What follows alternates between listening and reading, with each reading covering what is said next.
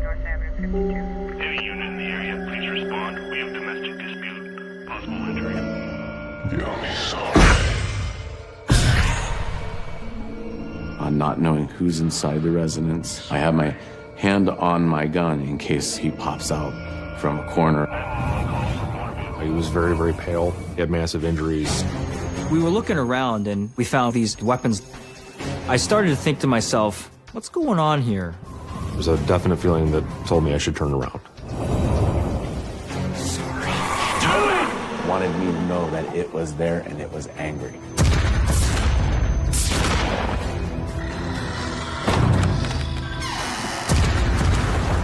It felt like pure evil. Joe, put the gun down. 911. Please state your emergency.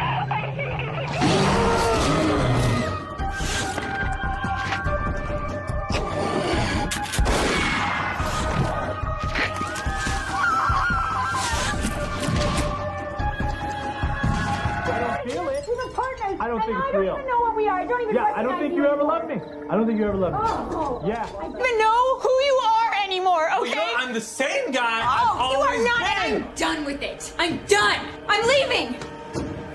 You'll be sorry. I don't care. You'll be sorry. I'm calling the cops. Do it! I will. Fine! 911. Please state your emergency. Something's going on next door, a fight. Is anyone injured? I can't tell. There's yelling and screaming. It sounds violent. What is the location of the disturbance? We're 36 Red Pine Avenue, so I guess they're 38. An officer is on the way. I'm on my way. On patrol nearby, State Trooper Timothy Walker responds to the 911 call. I was dispatched to a residence for the report of some sort of distress. With few details, the officer is not sure what to expect. You always have to prepare for inherent dangers that may lie ahead. Police, open up. Adding to the tension, Officer Walker finds the house completely silent. And the front door ajar. So you have to clear every single room. So you have to identify each room, and you have to make sure that nobody else is there. You'll be sorry. Be sorry. Clearly, someone is still in the house. Hello, is there anybody here? Be sorry. The officer has no choice but to go in blind. Not knowing the layout of the residence at all, too. Just all the inherent dangers. Going to something cold, not knowing who they are, what are their capacity. And try your call again. Please hang up now. This is a recording. Please hang up and All signs confirm a violent altercation. But where are they now?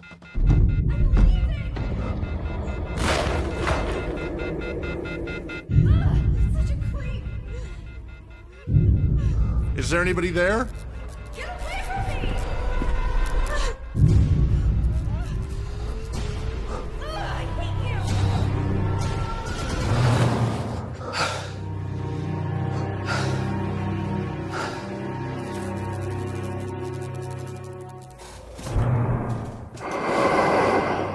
Moving through the house, he gets the eerie sense that whoever is still here is watching him,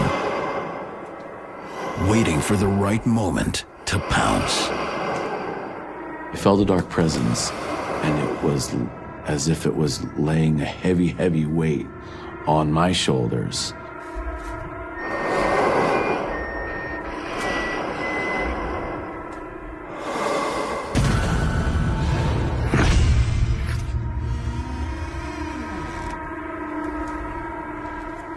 Hello, is anyone there?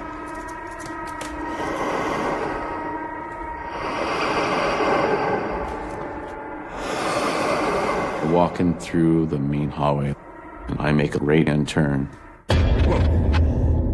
Tell me your name, sir. Joe. I see this man sitting in a chair with a shotgun. Were you here the whole time? I heard you come in. You're too late. He was very calm. His voice didn't change in fluctuation. He did not appear angry. You're gonna need to put the gun down, Joe.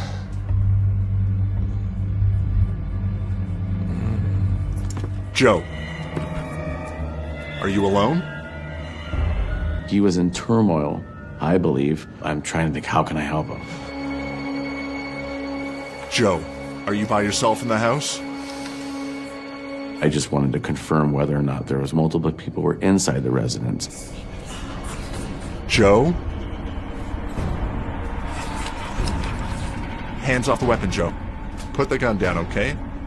As the officer inches closer, the room suddenly goes dark. And the eerie feeling of being watched intensifies. We were not alone. There was something else in there with us.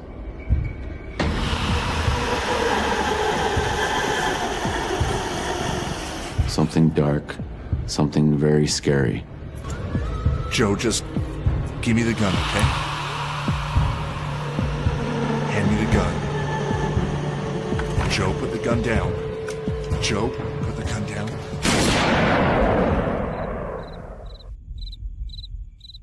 The gun went off, and I stood there for a second, or maybe even 10 seconds, just wondering what just happened.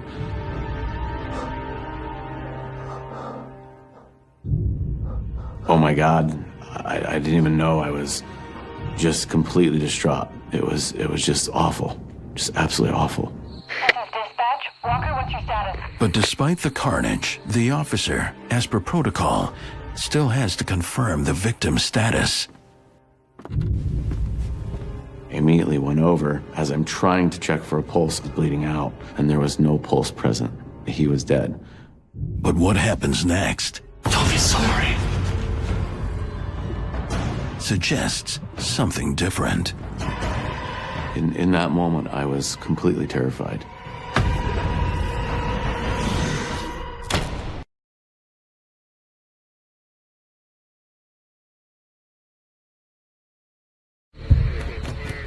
Called to the scene of a domestic dispute, Hello?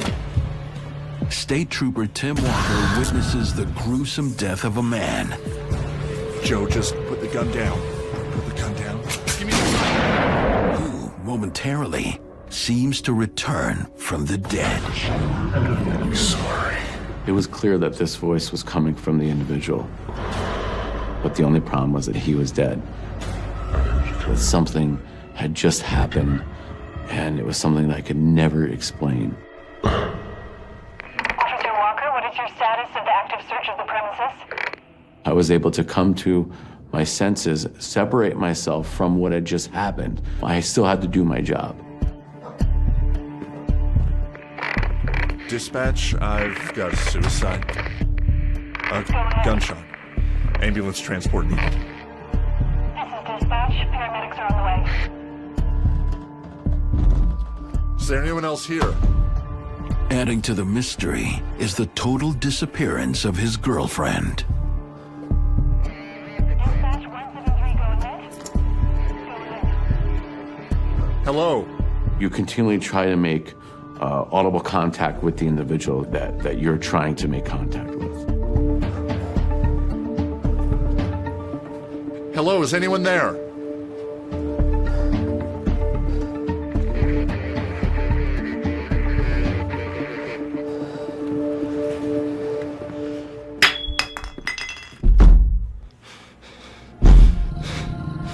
Hello? Hello, is anyone there? As he moves to the back of the house, the feeling of a dark presence grows stronger.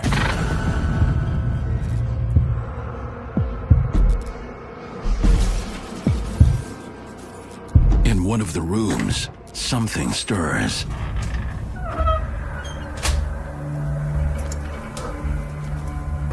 Yet, there's nothing inside.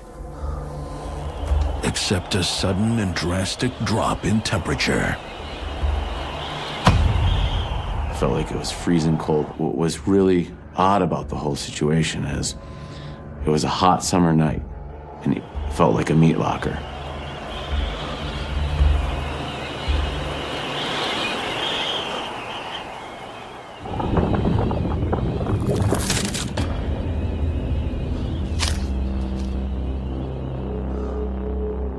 Cold spots happen when a spirit is pulling available energy out of its environment in order to manipulate objects or people.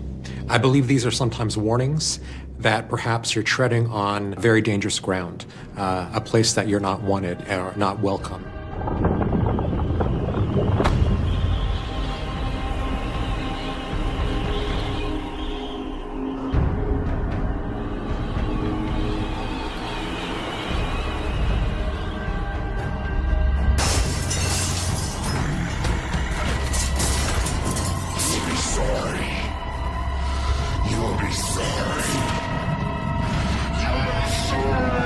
Something wanted me to leave the room. Just pure, what I could say is pure evil.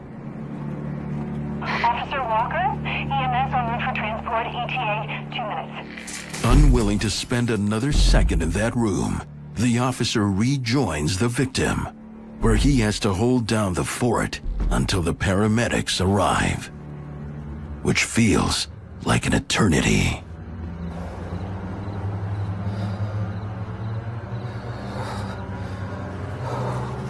It was freezing cold again. My muscles tensed up. I could breathe, but it just did not make me feel comfortable at all. It sucked the air out of me. But breathing quickly becomes the least of his problems.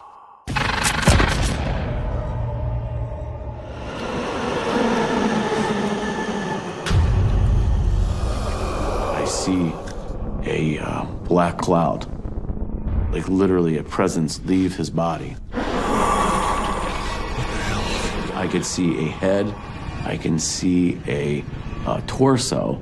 I felt pure evil in that house. Very scary. I felt that it wanted me to know that it was there and it was angry. I knew from my faith that I said, I have to pray for my life. Our Father, who art in heaven, hallowed be thy name. And I immediately just said a prayer. Thy kingdom come. Thy will be done on earth. His words seemed to have a profound effect on the dark energy. As it dissipated, it went over me and out the entrance that I had come through. Within a minute or two, the room gradually started to feel normal. Officer Walker, paramedics are en route and ETA about 10 minutes. Copy that. When the EMTs arrive, the officer learns that the victim's girlfriend left the house before he arrived on scene and is uninjured. In her report, the woman indicates that for the last few days, her boyfriend was acting violently out of sorts, filled with dark energy. If there was a dark energy present, it may have been the force that pushed this man to suicide. You know what? I don't even recognize you anymore. All you do is sit around. In the girlfriend's words, Joe had seemed almost possessed. Some common signs of possession are extreme changes in personality. A person might start speaking differently, might become more isolated. I do believe that at some point a dark entity possessed him. I believe that the demon wanted me to see it, to affect my own mental health. That demon may have wanted to leave his body and enter someone else's body. Possibly mine, I don't know. Hail Mary.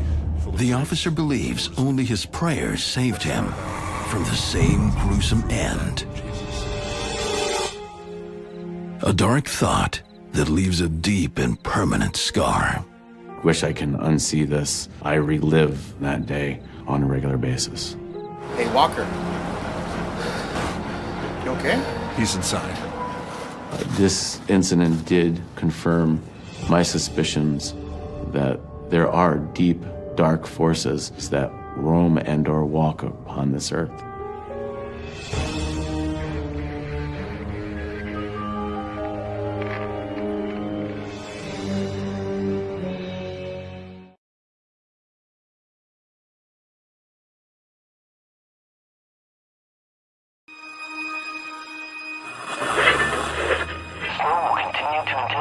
Throughout the evening, bringing with it low visibility and scenic roads.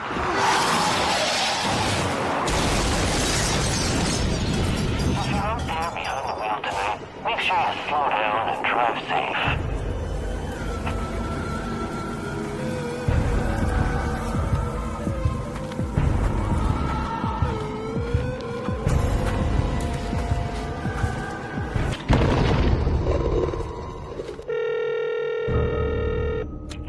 What is your emergency? I just passed a wrecked car. There's smoke everywhere. Is anyone injured? I see one guy by the barrier. Is anyone trapped in the vehicle, sir? I don't know. I can't see from here. Okay, sir. Do not approach the vehicle. The fire department is on the way. Responding to the 911 call is firefighter and paramedic Brian Meisinger. When the call came in, it was Christmas Eve. Single car accident. You try to prepare for the absolute worst. And 9 times out of 10, it's not bad. But there's an occasional time it's a way worse scene than what you possibly imagined. With few other details, Brian tries to anticipate what might be needed at the crash site. I saw one car basically cut in half.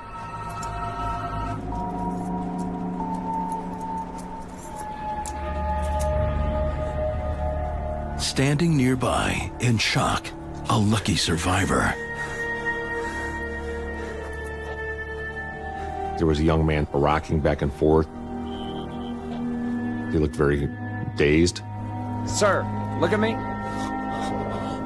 My first job on any scene is patient care. Our priority is taking care of any victims. I killed them. I killed them. I killed them. I killed them. I killed them. I killed them. Just kept saying, I killed him, I killed him, I killed him. I killed them both. Killed who? They're dead.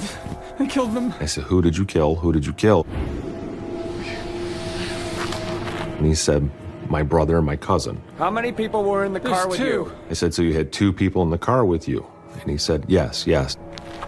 Brian's job now is to find those passengers. We found the one victim in the back seat of the car. He was obviously a fatality. But there's no sign anywhere of a second passenger.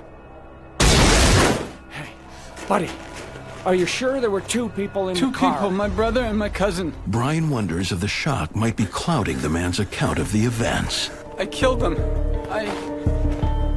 We kept asking him, are you sure there were 2 people in the car? And he said, yes, there was 2. There was 2. I killed them both. Sir, just stay right here. I'm gonna be right back, okay? Don't move. Go grab the trauma kit.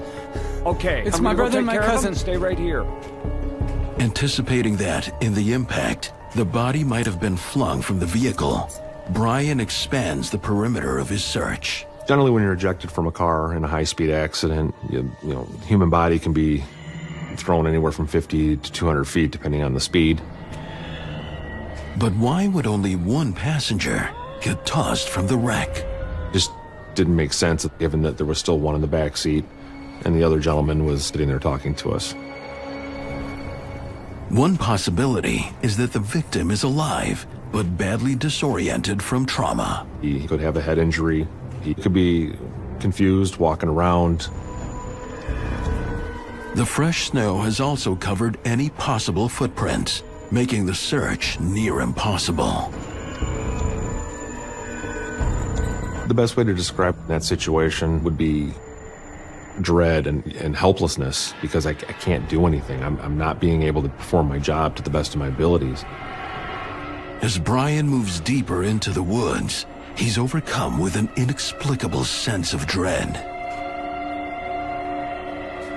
Something's not right. It just kept nagging at me. Something's not right here.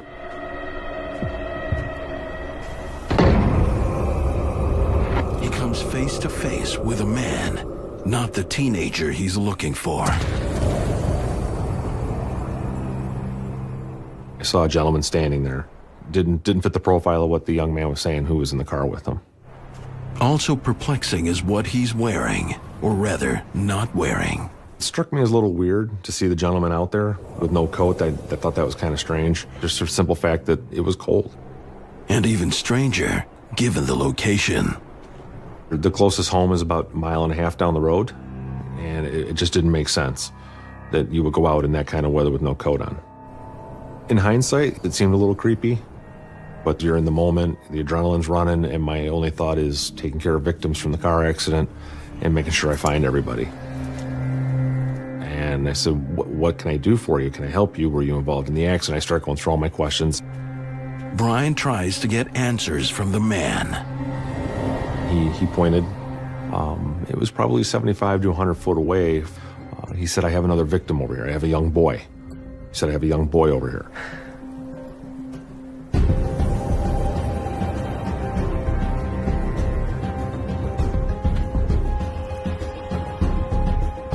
I found my third victim. Can you hear me? A young boy laying on the ground. He was about 16 years old. He was very, very pale. He had massive injuries.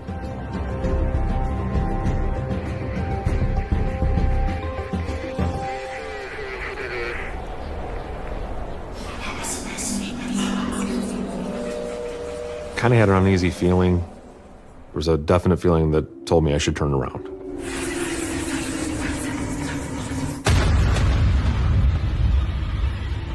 When I turned around, I saw the man again. There was a woman standing there with him.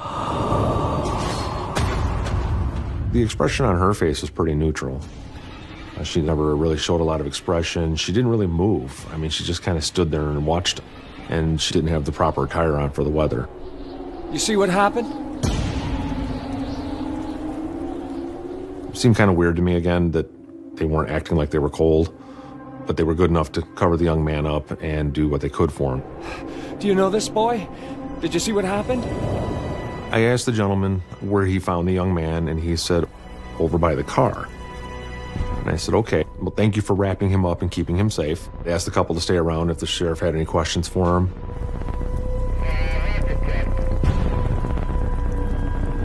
When did you... But when I turned back around, they were gone. Were just vanished.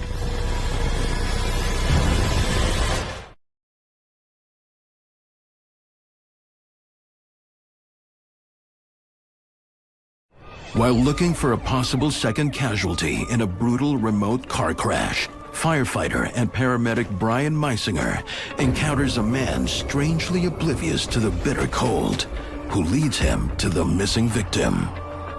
As Brian examines the boy's injuries, he notices a woman also without a coat. But when he turns back, they're gone. They were nowhere to be found. And the thing of it is there's nowhere to go there. Just doesn't make any sense how they just vanished like that. And that totally freaked me out. Can you hear me? With more pressing concerns, Brian focuses on his victim's injuries. I looked at his injuries and called the ambulance to take this boy in. Dispatch, I'm gonna need another ambulance. I have a young teen in critical condition. Back at the crash site, Brian is joined by his partner and other first responders who have arrived to help with victim transport. Brian hopes his partner can help clear up his mystery. Hey, did you see that couple? Did you see these guys? You know, did you see this couple leave? Did you see a car leave? And nobody saw anything. It didn't make any sense at all. Left struggling for answers, Brian walks back to where he last saw the couple, looking for clues.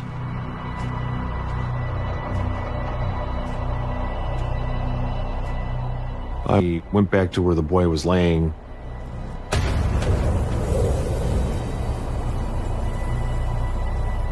There was still a blanket there.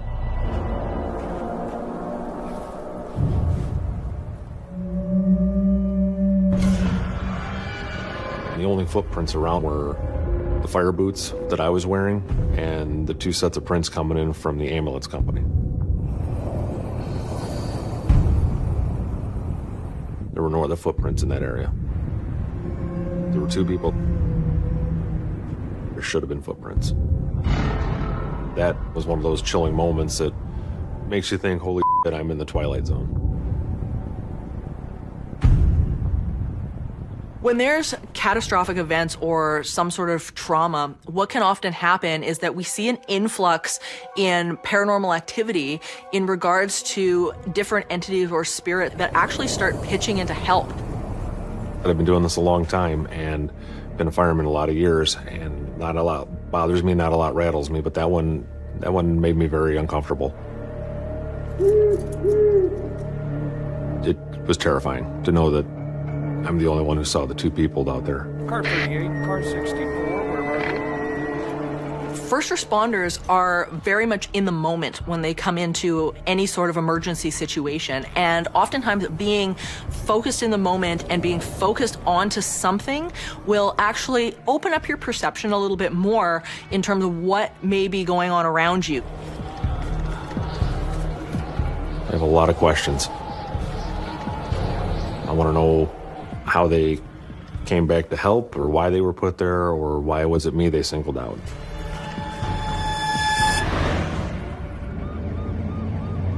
Determined to prove what he saw was real, Brian digs deeper.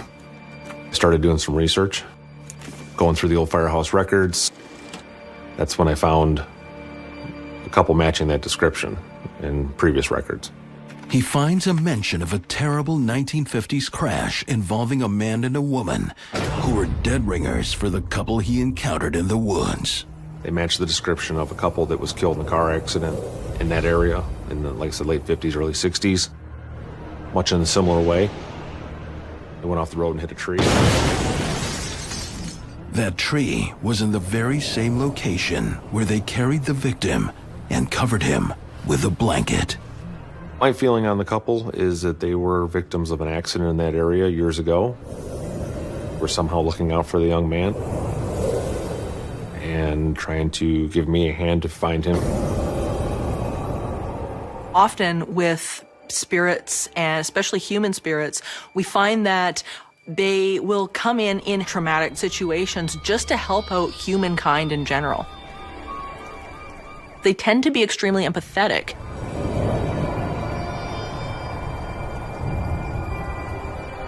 How did it change the way you see both the living and the dead? What I saw in that moment has completely changed my life.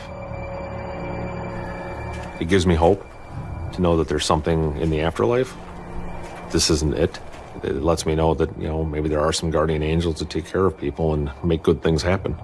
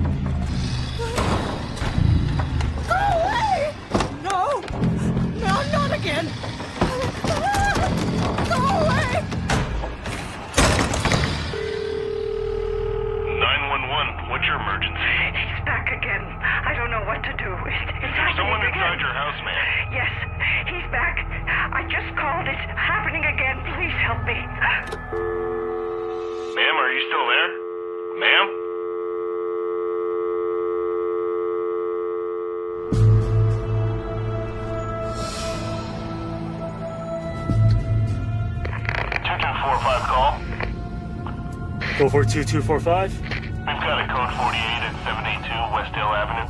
Elderly woman, confusion, disorientation. Copy that.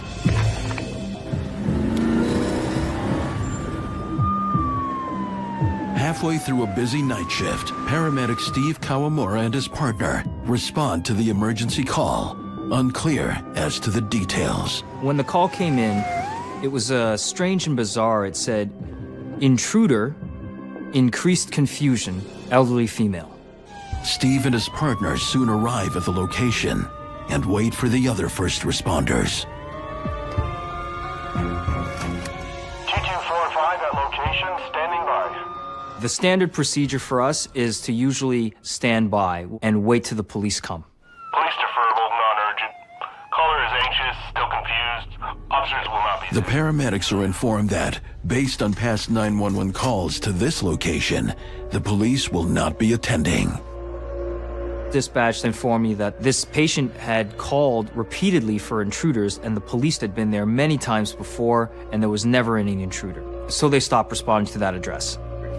But the EMTs feel they have a duty to check in on the caller and assess her condition. Being paramedics, we did what we normally do. Hello there, ma'am. Is everything okay? There's somebody in the house. I got an intruder. There's somebody here. There's really... We entered the house and there was an elderly female there.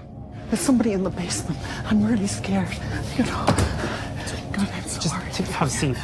She seemed very concerned and kept on stating, there's a man there, there's a man inside the house. Based on the woman's long history of making false 911 calls regarding intruders, the paramedics instead focus on identifying the cause of the woman's confusion. He's downstairs. There's an intruder downstairs. Please. We started asking her questions. What does this guy look like? He looks... he's here. He's here. How did he get in? There's an intruder here. Has he hurt you? He's scares me. The woman's responses are muddled and vague. Frightened and When somebody has trouble answering standard questions like that, it tells us that they are confused. We assume that she possibly had dementia. Please, please go. So we asked her a few questions, standard questions that we would ask anybody. Do you know what day it is? Tuesday, because last week I... Do you know what time it is? Do you know where you are? What is your name? It's Sarah, but I don't see... And she didn't skip a beat. There is an intruder.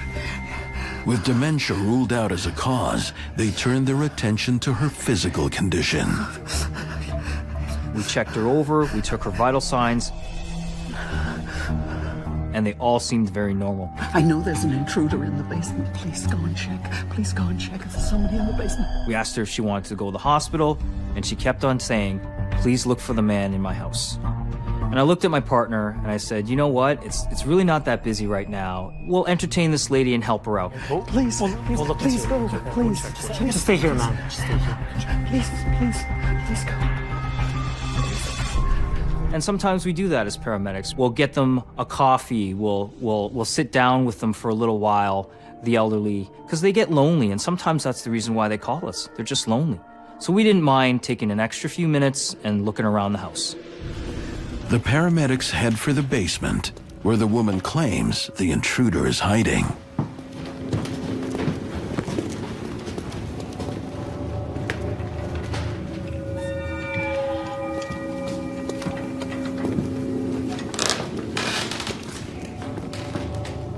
It was an unfinished basement with a whole bunch of junk in it. Nothing remarkable.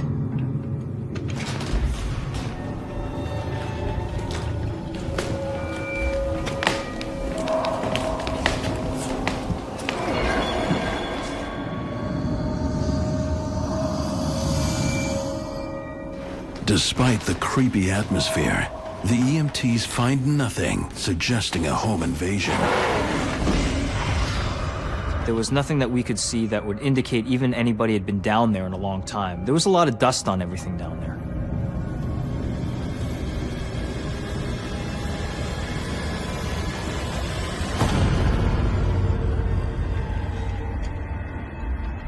We were looking around and I noticed something strange. But something does catch their eye. Objects hardly befitting a lonely old woman.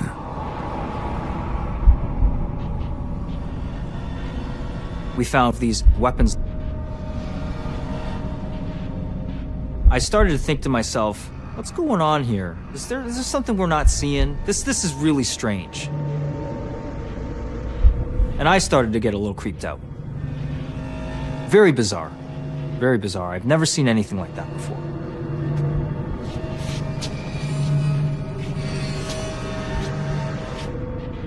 We asked the woman, what are these for?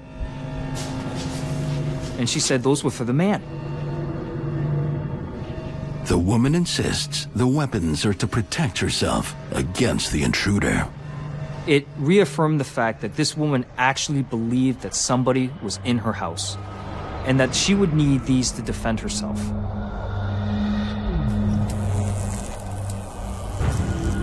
Suddenly, the electricity starts to go haywire, and a strange feeling descends on Steve. It felt like this dark energy that was saying, do not come in here, through emotion, and it invoked fear in me. In the darkness, they hear footsteps, but there's no one there. That freaked me out.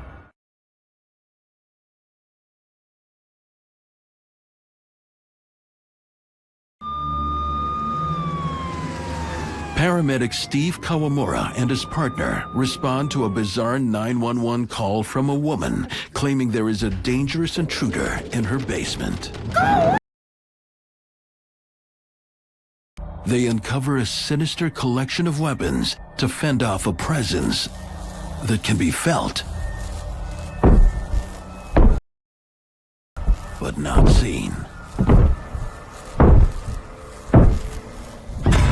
Got something that seems to be very territorial and very negative, and oftentimes we see this associated with very fearful and negative mental states. Despite feeling and hearing a presence in the basement, Steve escorts his patient back to the living room, dismissing the experience as a figment of his imagination. There's somebody upstairs as well, you know. I heard him. And determined to calm the woman's fears. Please go and check upstairs as well. I thought, I need to make sure that when I tell this woman that nobody's there, that I've checked the whole house. Please. Look after her. I've seen him before up there. Please.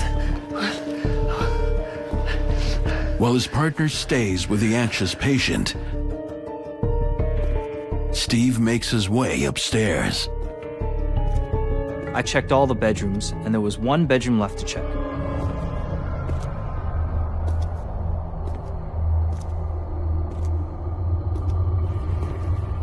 As he enters the room, he feels a sudden drop in temperature.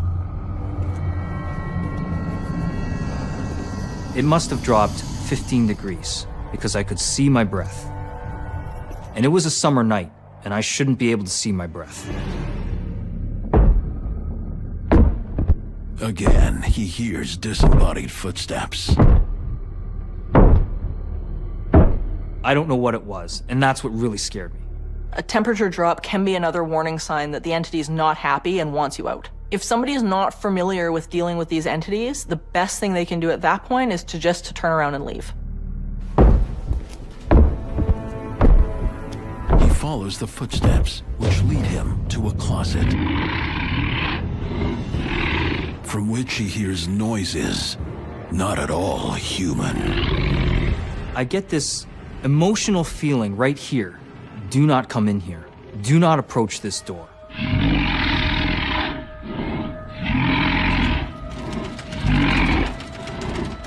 What we end up seeing is a progression in warning signs before an actual attack. Growling, barking. Sometimes it can go from 0 to 60 very quickly. Despite being terrified, Steve pushes ahead, determined to find a logical explanation. But what he finds is anything but logical.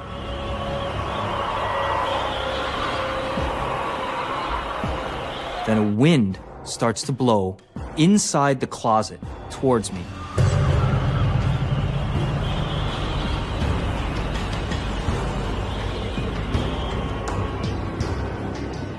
I did not see a vent or a window or anything in that closet. The wind moves out of the closet and into the room.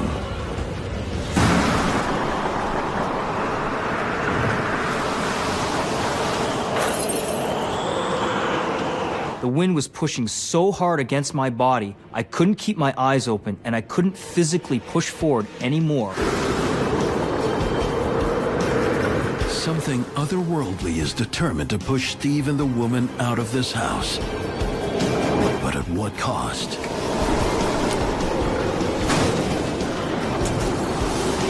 It felt like pure evil.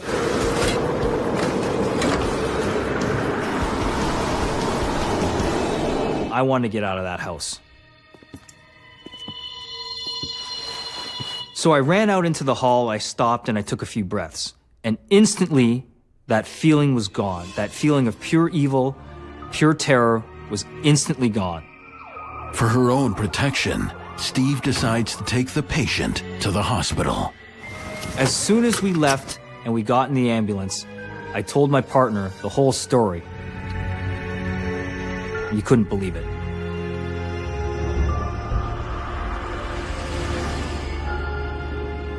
When I was in that closet, it felt like there was something in there forcing me out. I don't know what it was, but it wasn't human. The same evil force Steve believes has been psychologically abusing the old woman. The number one tool of abusers in general is isolation. And we see this again in negative entity cases. This experience proved the fact that the paranormal exists and that there are things out there that I cannot explain.